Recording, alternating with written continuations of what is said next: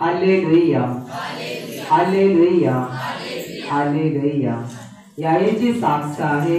याईचं 1 महिन्यापासून खूप त्याचा हातपाय दुखायचे, तसंच 1 महिन्यापासून खूप त्याचे कंबर देखील दुखायचे। या त्रासासाठी याईने या नाताळच्या दिवशी नाचून गाऊन स्तुती केली। त्या स्तुतीमध्ये याई विश्वासाने भाग घेतला। त्याच क्षणी या आईला प्रभूचा स्पर्श झाला आणि 1 महिन्याचा हातपाय दुखीचा त्रास आणि कमरेचा त्रास पूर्णपणे निघून गेला। याई आता पूर्णपणे बरे म्हणून आई प्रभूचे आभार मानते। आपण जोराने वाजवून प्रभूला धन्यवाद देऊया। Hallelujah hallelujah. या भावांची साक्ष आहे।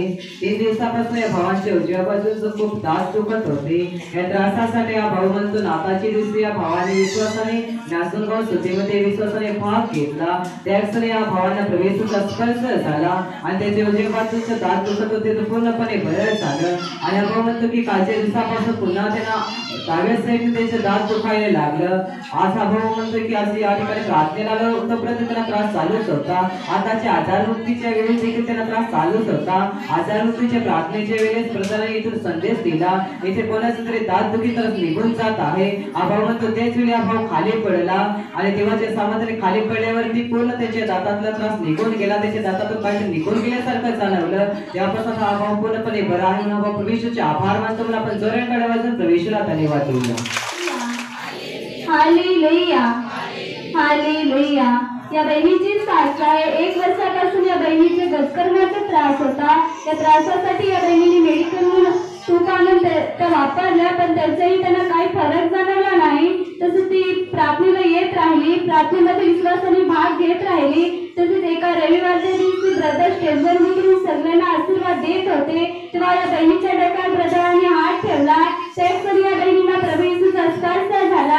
आता ही बहीण म्हणते की 2 महिने झाले त्यांचा गजकरणाचा त्रास जो होता तो पूर्णपणे बरा झालेला आहे। ती पूर्णपणे बरी आहे। तसंच त्यांची दुसरी साक्ष आहे। 2 महिने झाले त्यांना त्यांच्या जीवनामध्ये पुष्कळ भीती झालेली होती। ती घरात राहायची तरी त्यांना पुष्कळ भीती वाटायची, घराबाहेर राहायची तरी पण त्यांना पुष्कळ भीती वाटायची। ही बहीण म्हणते की ती गेली रविवारी प्रार्थनेला आली तोपर्यंत हा त्रास त्यांचा चालूच होता आणि आजारमुक्तीच्या प्रार्थनेमध्ये ब्रदरांनी इकडे असा संदेश दिला की कोणीतरी इकडे एक व्यक्ती आहे, त्याच्या जीवनामध्ये पुष्कळ भीती आहे। त्या क्षणी या बहिणीला प्रभू येशूचा स्पर्श झाला। आता त्यांच्या जीवनातून भीती जी होती ती पूर्णपणे निघून गेलेली आहे। म्हणून मी बहीण प्रभू येशूला धन्यवाद देते। आपण जोराने वाजवून प्रभू येशूला धन्यवाद देऊया।